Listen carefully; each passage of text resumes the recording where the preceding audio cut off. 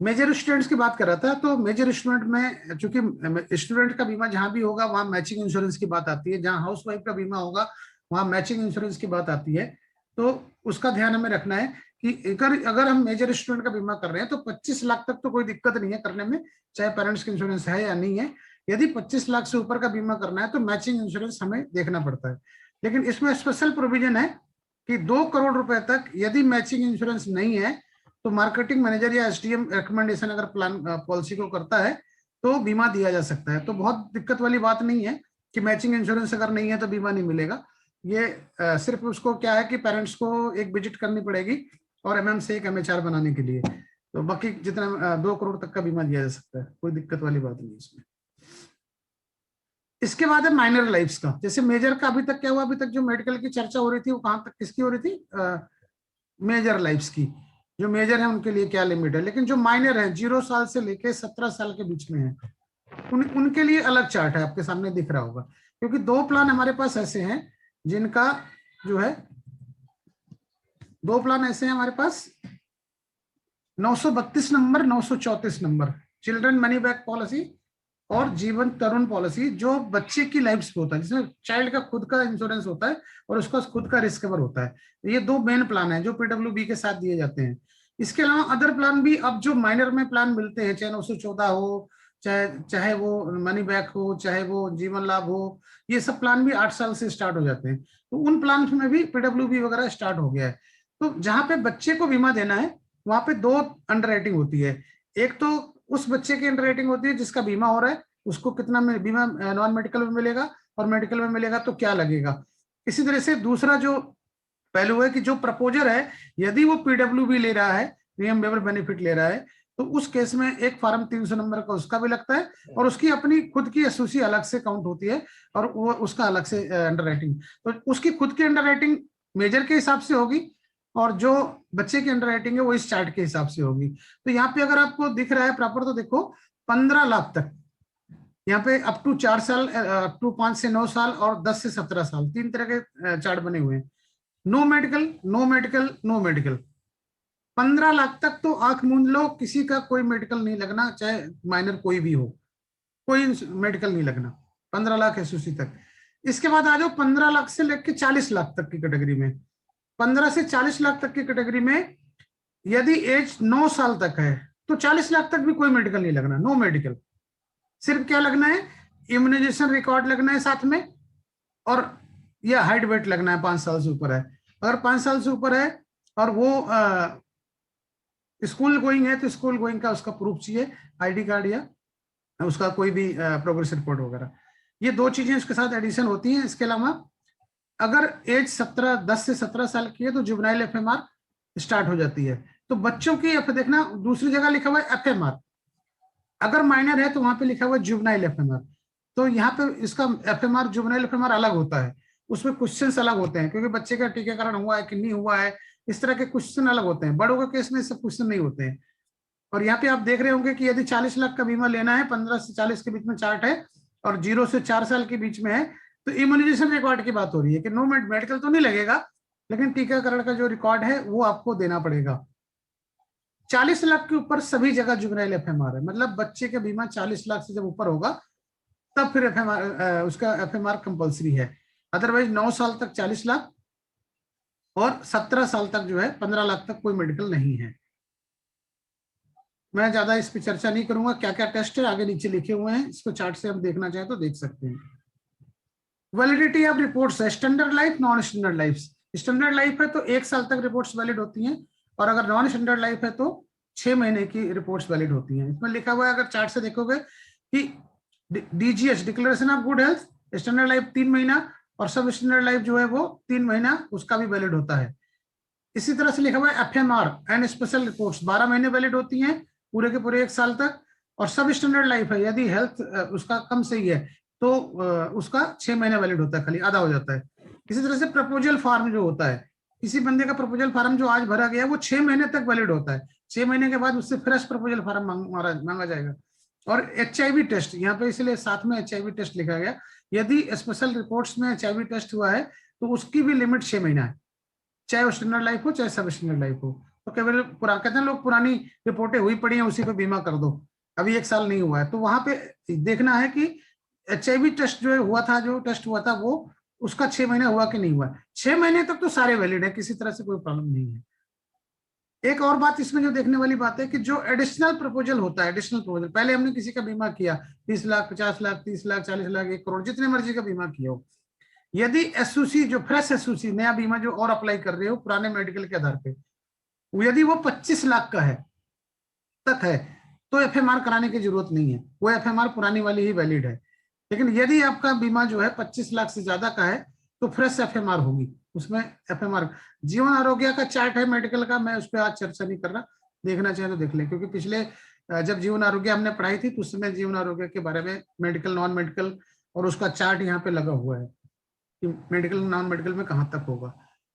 इसके बाद बीमे में अंडर राइटिंग के बारे में आ रहा है कि KYC में क्या क्या लगता है, KYC की एंटी मनी लॉन्ड्रिंग की गाइडलाइंस में इनकम प्रूफ वगैरह क्या होते हैं, वो सारे बातें यहाँ पे बताई गई हैं। स्टैंडर्ड इनकम प्रूफ जो होते हैं वो IT रिटर्न्स होते हैं, फॉर्म 16A होते हैं, एम्प्लॉयर सर्टिफिकेट्स होते हैं, ऑडिटेड कंपनी बैलेंस शीट्स होती हैं, नॉन स्टैंडर्ड एज प्रूफ होते हैं और होते हैं CA सर्टिफिकेट वगैरह।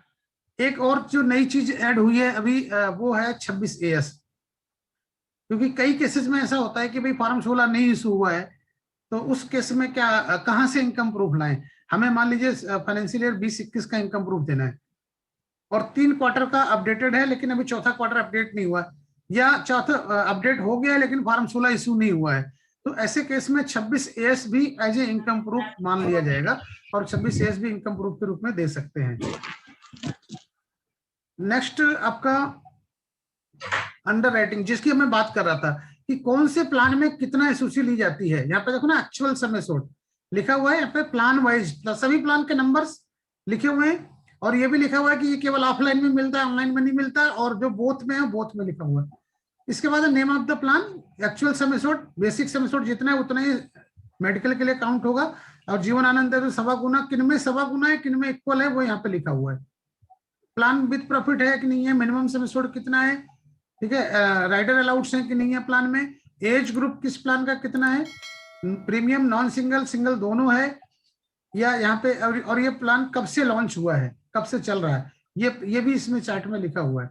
तो मैं इस पे इसको यहीं पे छोड़ता हूँ, इसकी ज्यादा जरूरत नहीं है, इसको आप लोग खुद चार्ट संभाल कर रखेंगे तो देखना यहाँ से पड़ेगा आपको। रिक्वायरमेंट फॉर न्यू इंश्योरेंस, नया बीमा करने के लिए क्या क्या चीज होती है वो यहाँ पे देखो दिखाई गई है। ये थोड़ा सा जरूरी है कि प्रपोजल फॉर्म चाहिए बीमा करने के लिए, सुटेबिलिटी एनालिसिस का क्वेश्चनर चाहिए बीमा करने के लिए, प्लान का एडेंडम, यदि एडेंडम्स प्लान के हैं तो वो चाहिए, एजेंट रिपोर्ट चाहिए, MHR लगनी है अगर DO की तो वो चाहिए, एंटी मनी लॉन्ड्रिंग यदि 1 लाख से ऊपर का प्रीमियम है तो इनकम प्रूफ चाहिए, और या 25 लाख से ऊपर का सम एश्योर्ड है तो इनकम प्रूफ चाहिए, उसका पालन करना है। एज प्रूफ देखना है स्टैंडर्ड और नॉन स्टैंडर्ड का, हेल्थ अंडरराइटिंग के बारे में मेडिकल है कि नॉन मेडिकल है वो चीज होनी चाहिए, फाइनेंशियल अंडरराइटिंग के बारे में है, यहाँ पे फाइनेंशियल अंडरराइटिंग PFQ है, ITR है या सैलरी प्रूफ है, क्या दे रहे हैं हम प्रूफ के रूप में। ऑक्यूपेशन अंडरराइटिंग, आपका जो ऑक्यूपेशन है वो हैजार्डस तो नहीं है, उसकी अंडरराइटिंग इसमें देखना होता है।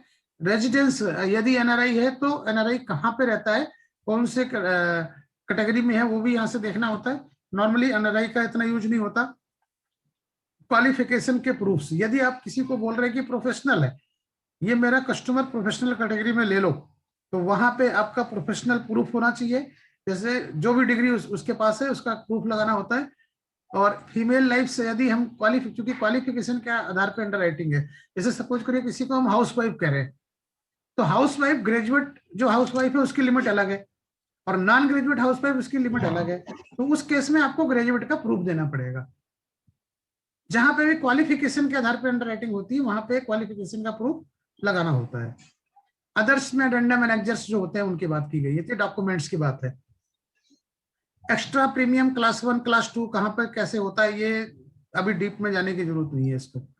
MHR की लिमिट्स किसकी कितनी होती है, यहां से ये आपके देखने के लिए कि आपकी अंडर MHR पे आपकी एजेंट रिपोर्ट के आधार पे जो है यदि 3 साल एजेंसी है तो 5 लाख का बीमा आपके अंडर राइटिंग में होगा बस। इसके बाद है आपका BM क्लब है तो 20 लाख तक का बीमा हो सकता है, डीएम क्लब है तो 40 लाख, जेडएम क्लब 60 लाख, और इस तरह से करते करते लिमिट से डेवलपमेंट ऑफिसर 1.5 करोड़, और मेरी लिमिट जो है वो एसबीए 3 करोड़ तक का बीमा मेरी एमएचआर के आधार पे हो सकता है। ये इसमें लिखा हुआ है। ब्रांच मेयर की लिमिट 5 करोड़, ब्रांच मेयर जो एबीएम असिस्टेंट ब्रांच मेयर की लिमिट 4 करोड़, ऐसे करके यहाँ पे एमएचआर लिखी हुई है। ज्यादा बड़ा बीमा है तो मार्केटिंग मैनेजर या एसडीएम भी जाके एमएचआर देगा। मोरल हैजार्ड रिपोर्ट साइन करने की बात हो रही है। इसके बाद जो मेन चीज है इसमें एनआरआई के बारे में है। एनआरआई के बारे में बहुत कुछ मैं अंडर राइटिंग में नहीं बता रहा कुछ भी, क्योंकि ये बहुत ज्यादा डीप है। नॉर्मल अंडर राइटिंग पहले सीख लीजिए, फिर एनआरआई की अंडर राइटिंग के बारे में बात करेंगे। एनआरआई की जब चैप्टर आएगा तो एनआरआई के बारे में बाद में इकट्ठे बात करेंगे। केवल एनआरआई का ही उसमें अंडर राइटिंग की बात करेंगे, और एनआरआई को का प्रोसीजर क्या होता है, मेल ऑर्डर क्या होता है, एनआरआई कौन होते हैं, foreign national of Indian origin कौन होते हैं, ओसीआई पासपोर्ट होल्डर कौन होते हैं। ऑक्यूपेशन की बात है। ऑक्यूपेशन में यहाँ पे ऑक्यूपेशन का चार्ट लगाया गया है कि ऑक्यूपेशन आपका नॉन हैजार्डस ऑक्यूपेशन में कौन कौन से लोग आते हैं। ये यहाँ पे जैसे horse racing, jockeys, gentleman Riders, horse trainers, इस तरह के जो प्रोफेशनल्स हैं। आर्म में फोर्सेस में कुछ लोगों को हैजार्डस ऑक्यूपेशन में रखा गया है। कार रेसिंग वालों को हैजार्डस ऑक्यूपेशन में रखा गया है। माउंट रेसिंग वालों को रखा गया है। कंस्ट्रक्शन में जो टनलिंग वगैरह में काम करते हैं वो इसमें हैजार्डस ऑक्यूपेशन में रखे गए हैं। डाइविंग टीम में जो पनडुब्बी वगैरह में काम करते हैं वो लोग हैजार्डस ऑक्यूपेशन में आते हैं। कमर्शियल फ्लाइंग जो करते हैं, commercial flying, non commercial flying में भी कुछ लोगों को हैजार्डस ऑक्यूपेशन में रखा गया है। इसके बाद आपको drivers, railway, motorium guards, road transport, commercial vehicles, crane Wren जो चलाते हैं इसमें कुछ इनको भी रखा गया है।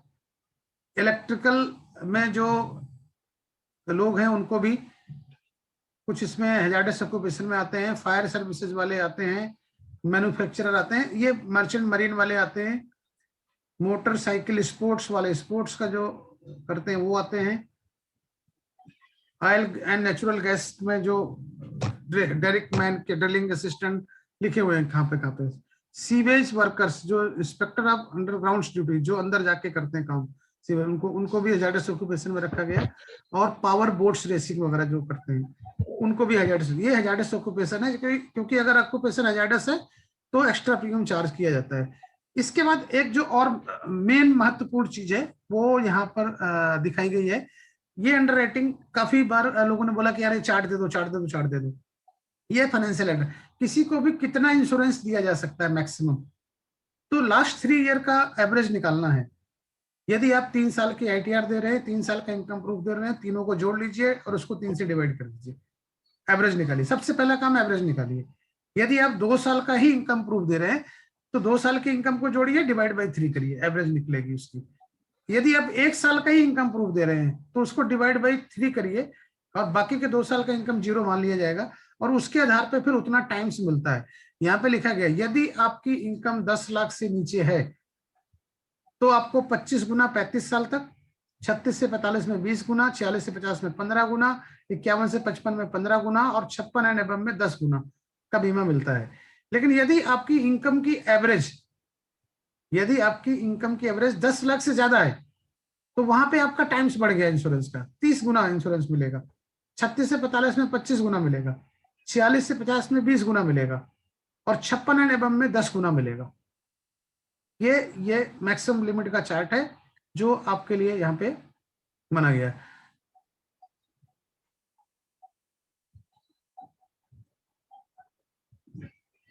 इसके अलावा बस इसमें टर्म एंड कंडीशन छोटी छोटी होती हैं, उनको हमें बहुत ज्यादा देखने की जरूरत नहीं है। इसी तरह से इसको मेन चार्ट यही है, इसी को आप याद रखिए, इसी के आधार पर चलेगा। 10 लाख से कम के एवरेज आ रही है तो ये वाला चार्ट है, 10 लाख से ज्यादा की एवरेज आ रही है तो ये वाला चार्ट है। यहीं से देख के आपको इनकम के बारे में डिसीजन लेना है कि कितना मैक्सिमम इंश्योरेंस मिलेगा। मोटा मोटा इसमें जो लिमिट्स थी बस इतना ही था, और ये मेन चीज थी। आगे मैं इसको स्टॉप कर रहा हूँ। इस पर जो क्वेश्चन वगैरह हैं किसी के, वो कर सकते हैं। और जिसको क्वेश्चन करना है वो हैंड रेज कर लेगा, क्योंकि जिसका हैंड रेज होगा उसी को हम जो है क्वेश्चन लेंगे। और 6:59 7 बज रहा है, तो 6:40 पे हम लोग दोबारा जुड़े थे, तो 5 मिनट, 5 से 10 मिनट होगा, 10 मिनट का क्वेश्चन कर लेते हैं। 10 मिनट के बाद मैं हेम जी को दे दूंगा माइक। गुप्ता जी अनम्यूट कर लीजिए, राजीव गुप्ता जी।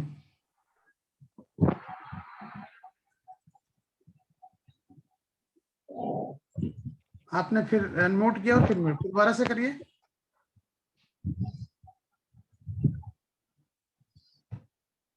राजीव गुप्ता जी अनम्यूट करिए। हाँ बुआ। हाँ हाँ सर मैं बताइए। पूछ रहा था, जैसे हम नमस्कार सर।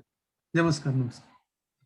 जैसे हम ये स्टूडेंट्स वाली बात कर रहे हैं, 18 साल से हम वो दिखाते हैं, उसको सेल्फ एम्प्लॉयड वगैरह दिखा देते हैं। अगर वो स्टूडेंट लिखे तो कोई दिक्कत होती है या वैसे कुछ बात है ऐसी? नहीं 18 से यदि देखो 18 साल से ऊपर यदि हम किसी को स्टूडेंट दिखाते हैं तो जी दो सर। दो चीजें होती हैं। एक तो जैसे हम स्टूडेंट किसी को दिखाएंगे तो जाहिर सी बात है कि उसकी इनकम नहीं है, तो उसका पैसा कौन दे रहा है, उसका पैसा कौन दे रहा है, वो उसका केवाईसी और उसका एएमएल। यदि 1 लाख से ऊपर का इनकम है तो उसका इनकम प्रूफ, ये दोनों प्रपोजर का आपको लेना पड़ेगा। मतलब प्रपोजर की फोटो, प्रपोजर का पैन, प्रपोजर का आधार और प्रपोजर का इनकम प्रूफ, यदि 1 लाख से ऊपर का प्रीमियम है तो ये रिक्वायरमेंट बढ़ जाती है। बाकी कोई दिक्कत नहीं है दिखाने में, क्योंकि यदि आप किसी को सेल्फ एम्प्लॉयड दिखाते हैं बच्चे को, ठीक है, मेजर स्टूडेंट है लेकिन सेल्फ एम्प्लॉयड ट्यूशन दिखा दिया, तो 12 लाख हाँ का जी। बीमा तो उसको नॉन मेडिकल में मिल जाएगा। अदर प्लान है तो उसको 8 लाख मिल जाएगा। लेकिन बिना मतलब कि उसका 10 लाख 12 लाख के मतलब कि 8 लाख पार हुआ तो भी, और स्पेशल प्लान में अगर 12 लाख पार हुआ तो भी एफएमआर लगेगा। यदि हम उसको मेजर स्टूडेंट दिखा देते हैं तो 25 लाख तक स्पेशल प्लान में मेडिकल नहीं लगना और अदर में 20 लाख तक मेडिकल नहीं लगना। तो वो देख लीजिए कि अगर यदि आपको सेल्फ एम्प्लॉयड दिखाने से फायदा है या आपको मेजर स्टूडेंट दिखाने से फायदा है। यदि आप मेजर स्टूडेंट दिखाएंगे तो मेजर स्टूडेंट का प्रूफ जरूर लगाना पड़ेगा, लेटेस्ट प्रूफ जो जिस क्लास में वो पढ़ रहा है। और ये एक चीज का रिक्वायरमेंट, और केवाईसी और एमएल जो है प्रपोजर की बढ़ जाएगी। ये दो चीजें बढ़ती हैं उसमें, बाकी दिखाने में कोई प्रॉब्लम नहीं है। ठीक है, थैंक यू। ठीक है, अपने आप को म्यूट कर लीजिएगा गुप्ता जी। दीपक साहू जी अनम्यूट करो। सर मेरा क्वेश्चन ये था कि टर्म राइडर में, सॉरी, जो टर्म इंश्योरेंस है दो हमारे पास, उसमें जो ये फाइनेंशियल अंडरराइटिंग है सेम रहेगी जो अभी टेबल दिखाया था आपने? देखो टर्म इंश्योरेंस जो है वो फाइनेंशियल अंडरराइटिंग मतलब होता है कि जो टाइम से मिलता है इंश्योरेंस का, बिल्कुल फार्मूला यही वाला रहेगा। यदि 10 लाख से कम की एवरेज है तो जो चार्ट है वो मिलेगा, 10 लाख से ज्यादा की है तो उसका चार्ट भी वही है, उसी के आधार पर मिलेगा। ठीक है सर। और लेकिन आपको बता दूं कि टर्म इंश्योरेंस चाहे 1 रुपए की हो, मतलब 5 लाख की मिनिमम है, बिना इनकम प्रूफ के नहीं मिलेगी। और अगर 25 बिना लाख से मेडिकल कम, के? हाँ बिना मेडिकल के नहीं मिलेगी, और बिना टेस्ट, बिना स्पेशल रिपोर्ट्स के नहीं मिलेगी। यदि आप जीवन अमर की जगह जो सरल जीवन बीमा के नाम से आई हुई है टर्म इंश्योरेंस है, अगर उसको लेते हैं तो उसमें मेडिकल का खर्चा भी बियर करना है। जो मेडिकल का खर्चा वो कस्टमर को बियर करना है। और यदि आप टर्म इंश्योरेंस लेते हैं 25 लाख एंड अबव जीवन अमर पॉलिसी, तो वहां पे उसका खर्चा जो है वो एलआईसी देगी। छोटी इंश्योरेंस पॉलिसी में खर्चा कस्टमर को बियर करना है यदि वो टर्म इंश्योरेंस लेता है तो, और बिना इनकम प्रूफ के नहीं मिलेगा, ध्यान रखना इस बात का, चाहे वो 5 लाख का ही क्यों ना हो। ठीक है, आई होप आपको जवाब मिल गया होगा। मलिक साहब आप अनम्यूट करिए। मेरे को सुन रहे हैं सर? हाँ बिल्कुल सुन रहा हूँ, बताइए। सर आपने जब सिंगल प्रीमियम डिस्कशन कर रहे हैं हाँ तो उसमें 15 lakh only cash allowable? 15 lakh cash? Cash और देखो, कैश और चेक की लिमिट तो अलग होती है ना। हम अभी मेडिकल और नॉन मेडिकल की बात कर रहे हैं। अच्छा, हम मेडिकल और नॉन मेडिकल की बात कर रहे हैं कि मेडिकल अंडर राइटिंग होगी कि नॉन मेडिकल अंडर राइटिंग होगी, और मेडिकल अंडर राइटिंग होगी तो फिर क्या टेस्ट लगेगा। नॉन मेडिकल तो में है वो बंदा 35 साल के नीचे है। नहीं, नॉन मेडिकल में है लेकिन उसका रिलेशन कैश से और चेक से नहीं है ना। कैश के लिए तो लिमिट है, 2 लाख रुपए से ज्यादा आप कैश जमा नहीं करा सकते तो किसी का 15 भी। लाख 15 लाख नहीं लेंगे? नहीं नहीं, वो नहीं लेते। 2 लाख रुपए से ज्यादा कैश नहीं लगा सकते आप। ठीक है। उमा शंकर जी अनम्यूट कर लीजिए। जो इस टॉपिक से रिलेटेड क्वेश्चन है ना उसको पूछिए। अंडर राइटिंग से। हाँ आप, हाँ भरत जी, मेरा सवाल ये था कि आपने कहा कि मैरिड वुमेन का 1 करोड़ तक का दे सकते हैं पॉलिसी, तो उसमें से टर्म और ट्रेडिशनल का क्या प्रोपोर्शन होगा वो नहीं बताया। नहीं, मैरिड वुमेन का income हो, देखो, वुमेन का जिसका वुमेन, इनकम हो, मैं आपको फिर से बता दूं, वुमेन को 5 कैटेगरी में बांटा था। हाँ, वुमेन को 5 कैटेगरी में बांटा था। वुमेन कैटेगरी 1 जिनके पास स्टैंडर्ड इनकम प्रूफ है, वुमेन कैटेगरी 2 जिनके पास नॉन स्टैंडर्ड इनकम प्रूफ है, वुमेन कैटेगरी 3 जिनके पास इनकम प्रूफ है ही नहीं लेकिन इनकम है, और उसके बाद इस 3 कैटेगरी के बाद जब जाते हैं, अब मैरिड और अनमैरिड की बात ही नहीं हो रही है, और विडो और नॉन विडो की बात ही नहीं हो रही है। अभी कैटेगरी, अभी मतलब फीमेल में विडो है या सिंगल है, मैरिड है, उसकी कोई बात नहीं होती। अब सिर्फ बात की सिर्फ 3 तरीके से बांटा उसको, हाउस वाइफ को अलग कर दिया और उसके बाद 3 कैटेगरी कर दी। ठीक है, पहली कैटेगरी करा जिसके पास प्रॉपर इनकम प्रूफ है और वर्किंग है, उसको वहां पे रख लिया 1 में। जिसके पास प्रॉपर इनकम प्रूफ नहीं है लेकिन इनकम है, जैसे पेंशन की इनकम है, इनकम प्रूफ है उसके पास इनकम, तो उसको नॉन स्टैंडर्ड इनकम प्रूफ में लिया गया, तो वहां पे उसको अलग लिमिट बना दी गई। ऐसी फीमेल जिनके पास इनकम है लेकिन प्रूफ नहीं है, कुछ भी प्रूफ नहीं है, उनको क्वालिफिकेशन के आधार पे जो है क्या अंडर राइटिंग कर दी गई। उसके बाद हाउस वाइफ को 2 कैटेगरी में बांटा गया। पहली कैटेगरी है ग्रेजुएट, दूसरी कैटेगरी है नॉन ग्रेजुएट, उनकी अलग अलग लिमिट है, वो वहां पे दिखाया गया है। मैरिड से अनमैरिड से कोई फर्क नहीं पड़ता, इनकम से फर्क पड़ता है, इनकम प्रूफ है या नहीं है। आई होप आपको समझ में आया होगा मुझसे जी। यदि तो अगर इनकम है, graduate कोई लिमिट नहीं है, जो इसके इनकम के एवरेज के आधार पे बनेगा वो उसको मिलेगा। मेरा एक सीधा सवाल है, लेडी अगर ग्रेजुएट हो हाँ, और साथ ही उसका अपना इनकम 5 लाख तक का हो, तो Income? क्या उसको हम 1 करोड़ तक का टर्म इंश्योरेंस दे सकते हैं? सर यदि देखो सवाल है, मैंने आपको बताया टर्म इंश्योरेंस देने के लिए फीमेल में इनकम प्रूफ मस्ट है। टर्म इंश्योरेंस की बात कर रहे हो ना, टर्म, अरे मैं करूं फीमेल हो चाहे मेल हो, उसको छोड़ दो ना, मेल फीमेल की बात ही नहीं है। जहां आपने टर्म इंश्योरेंस की बात करी वहां पे इनकम प्रूफ आईटीआर या form 16 standard income proof must है। Without standard income proof you can not give the term insurance, किसी को नहीं दे सकते, चाहे मेल हो चाहे फीमेल हो, मेल फीमेल की बात ही नहीं है। यदि आप टर्म इंश्योरेंस का बीमा देने की बात कर रहे हैं किसी को भी, तो बिना स्टैंडर्ड इनकम प्रूफ के टर्म इंश्योरेंस दे ही नहीं सकते, 5 लाख की भी नहीं दे सकते। इनकम प्रूफ होना चाहिए प्रॉपर। प्रॉपर इनकम प्रूफ मतलब हो गया कि आईटीआर या फॉर्म 16, इन दोनों में से। हाँ शंकर जी, समझ में आ गया? समझ में आ गया, थैंक यू। हाँ, मेल है या फीमेल है कोई इशू नहीं है। टर्म इंश्योरेंस में सीधा standard income proof, without standard income proof नहीं मिलेगा। ठीक है, तो इसमें मतलब लेडीज का इनकम से ही जो भी उसके टाइम्स बनेंगे एज के प्रोफाइल के हिसाब से, जो भी, हाँ, जो मैक्सिमम इंश्योरेंस डिसाइड होती है वो एवरेज लास्ट 3 ईयर की इनकम का एवरेज निकालिए, और एवरेज निकालने के बाद वो जो फाइनेंशियल अंडरराइटिंग मैंने टाइम्स दिखाया उम्र के हिसाब से, वही लिमिट है, वैसे अदर लिमिट नहीं होती कोई। पर इसमें क्या अपने हस्बैंड का इनकम को, हस्बैंड का जो इंश्योरेंस है उसको जोड़ सकते हैं उसके बेसिस पे? हस्बैंड के इंश्योरेंस से कोई मतलब नहीं। यदि उसकी खुद की इनकम है तो हस्बैंड के इंश्योरेंस से कोई मतलब नहीं है। यदि उसका खुद की इनकम नहीं है तो उसको हस्बैंड की इनकम के आधार पे बीमा मिलता है, अगर हाउस वाइफ की कैटेगरी में गई तो। और हाउस वाइफ के लिए इक्वल टू हस्बैंड मिलता है, टर्म इंश्योरेंस उसमें इंक्लूड नहीं है। ओके, ठीक है, थैंक यू ब्रदर। और किसी का हैंड रेज नहीं है। मैं हेम जी को जो है होस्ट बना देता हूँ, या किसी का क्वेश्चन है चैट में किसी का आया था, एक बार देख लूं। सर जी चार्ट भेज दीजिए, चार्ट अभी कभी भेज देंगे भाई, मीटिंग खत्म होने के बाद भेज देंगे। सर होस्ट बनाने की जरूरत नहीं है क्योंकि मैं अनम्यूट है, बस मैंने तो अपने टॉपिक पे लेकिन एक बारी किसी और का कोई क्वेश्चन तो नहीं है? मेरे ख्याल से हो गया है।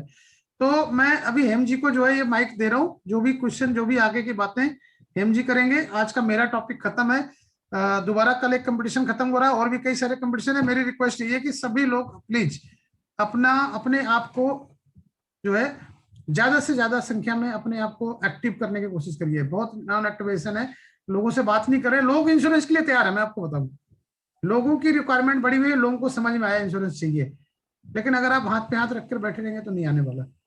तो अहम जी आप आगे से संभालो, मैं अपने आप को अनम्यूट कर नहीं, म्यूट अनम्यूट या कोई दिक्कत नहीं है सर।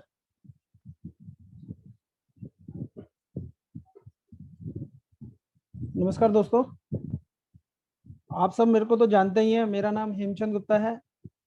आज की डेट में मैं एक एजेंट एडवाइजर के अलावा एक ट्रेनर भी बन गया हूं, और उस ट्रेनिंग का फायदा मैं आप लोगों को देना चाहता हूं। जैसे आपने देखा होगा, अभी लास्ट 2-3 सेशन मैंने लिए हैं, ऐसे मेरे पास कई सेशन है। बट अपने आप को अगर आपको अपग्रेड करना है और जल्दी करना है, मीन्स कि डिजिटल अगर आपको अपने आप को बनना है, डिजिटलाइजेशन अपने आप को करना है, कोई फेसबुक वगैरह वो नहीं है डिजिटलाइजेशन में कि फेसबुक चलानी है, क्योंकि आजकल जो भी बाकी ट्रेनर ने चला रखा है ना कि फेसबुक पे ऐड चलाओ, इस पे चलाओ तो बीमा आएगा, वो काम नहीं है डिजिटलाइजेशन। मेरा काम डिजिटलाइजेशन में क्या है, आपको फोन चलाना सिखाना है बेसिकली, कि आप अपने डाटा का, अपने क्लाइंट का जो डाटा है उसको कैसे स्टोर करते हैं, अपने प्रपोजल फॉर्म कैसे स्टोर करते हैं, और वो 1 मिनट के अंदर कैसे लेकर आते हैं। कोर्स मटेरियल है, जैसे अभी सर ने आज ये पीडीएफ अभी हमें शेयर करेंगे, तो ये सर ने कहा कि प्रिंट आउट निकाल के रख लो। अब प्रिंट आउट हमारे पास हमेशा नहीं होगा, जब हम अपनी टूल किट लेके चलेंगे तभी होगा। आप अपने फोन पे 1 मिनट लगता है, सिर्फ 1 मिनट कैसे निकाल सकते हैं, ये सारी चीजें मैं एक स्क्रीन शेयर कर रहा हूँ। ये सारा ना एक पर्टिकुलर कोर्स है, ये 1 घंटे या 2 घंटे का कोर्स नहीं है, कम से कम 20 से 25 घंटे लगेंगे। इस कोर्स को ज्वाइन करने की कुछ फीस है।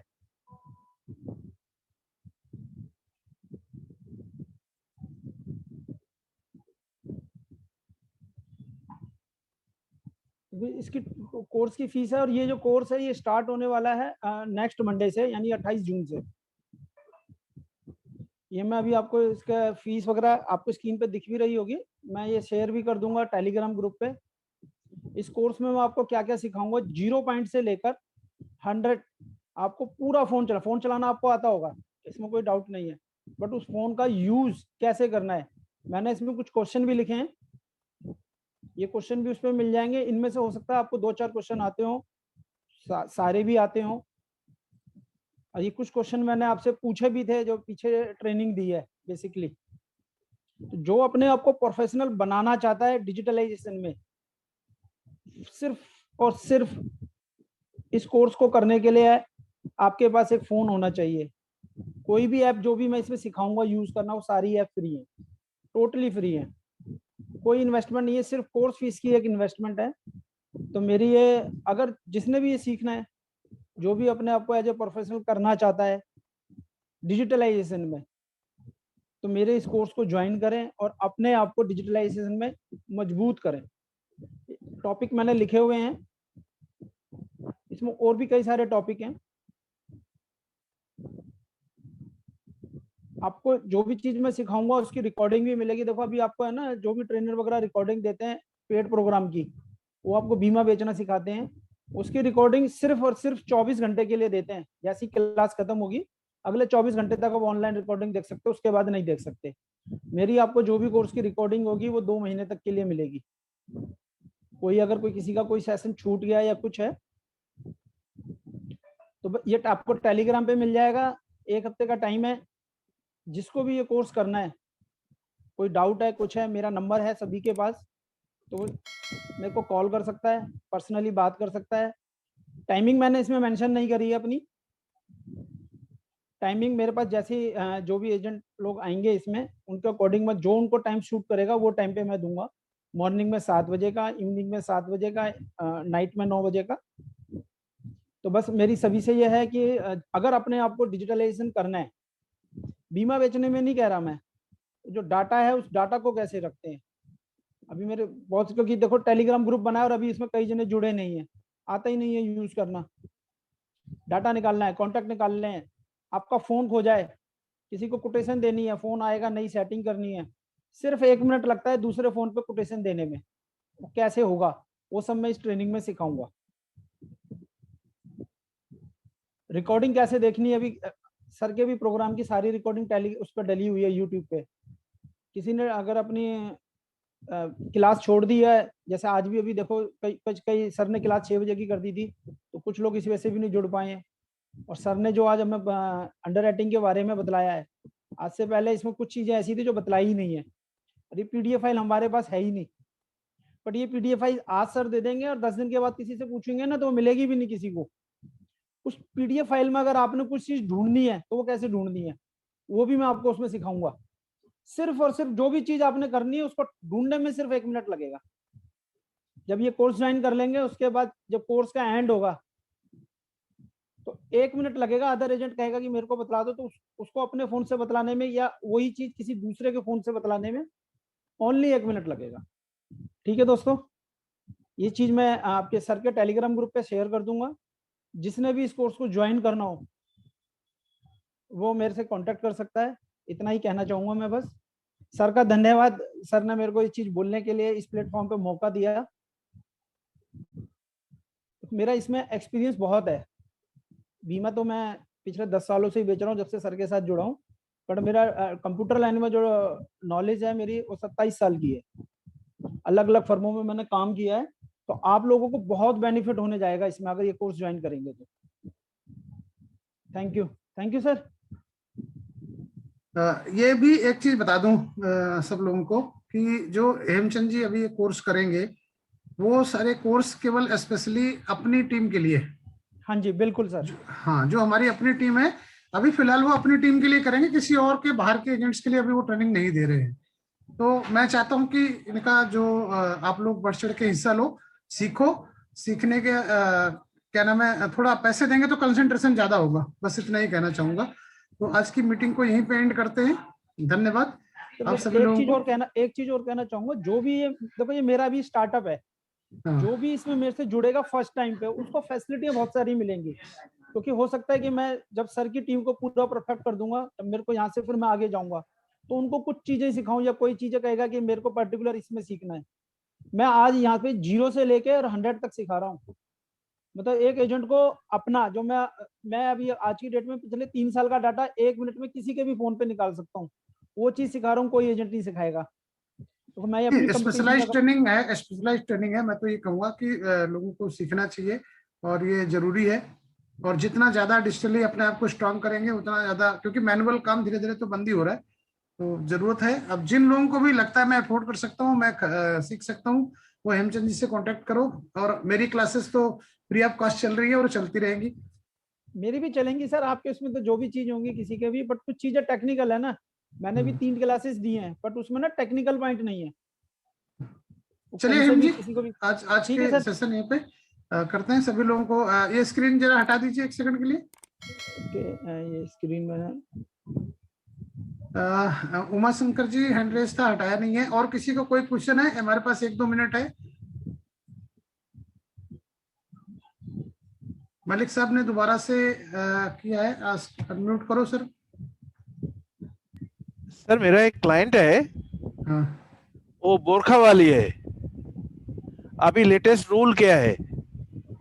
नहीं, इंडियन है नॉन इंडियन है भाई? इंडियन के लिए इंडियन रूल है, अलग से रूल तो कुछ है नहीं। वो बोरखा में तो बिजनेस पॉलिसी नहीं दे सकते? क्यों नहीं दे सकते? वो पुराने लोग बोलते थे। नहीं, ऐसा कुछ नहीं। अरे अच्छा, जब हम एनआरआई को इंश्योरेंस दे सकते हैं, नेपालीज को इंश्योरेंस दे सकते हैं, वो तो हमारा इंडियन बंदा है। अब उसकी वो फोर्स में, जैसे आर्मी में है तो आर्मी के कुछ विंग्स हैं जिसको मैंने अभी आपको भेज दूंगा। उसमें आप देख लेना कि आर्मी के कुछ विंग्स हैं जिनको हैजार्डस ऑक्यूपेशन में लिया जाता है। हैजार्डस ऑक्यूपेशन नहीं होना चाहिए, अदरवाइज कोई प्रॉब्लम नहीं है। Yes sir. Thank you. तो धन्यवाद आप सब लोगों को जुड़ने के लिए, और होप सो नेक्स्ट संडे हम लोग फिर जुड़ेंगे। और कोशिश रहेगी 7 बजे का ही सेशन रहे, कोई इमरजेंसी ना हो। Thank you very much. Thank you.